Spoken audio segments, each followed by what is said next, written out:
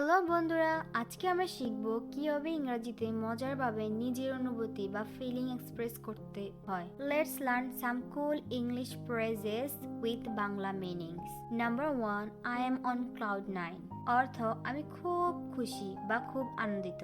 Example, today I am on cloud 9 because I first my exam. অর্থ আজ আমি খুব খুশি কারণ আমি পরীক্ষা পাশ করেছি। Number 2, I am feeling blue.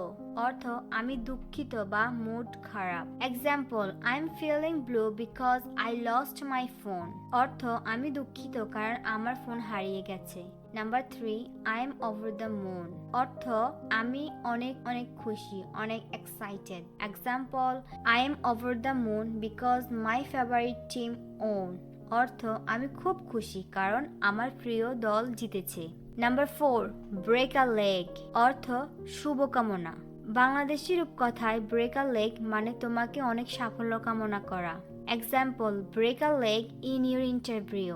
অর্থ তোমার ইন্টারভিউতে শুভকামনা। সো বন্ধুরা, চ্যালেঞ্জ ফর ইউ। আজকের ইডিয়মগুলো দিয়ে 2টি বাক্য তৈরি করো আর আমাকে বলো। আমি তোমাকে হেল্প করব আরো সুন্দর সেন্টেন্স করার জন্য।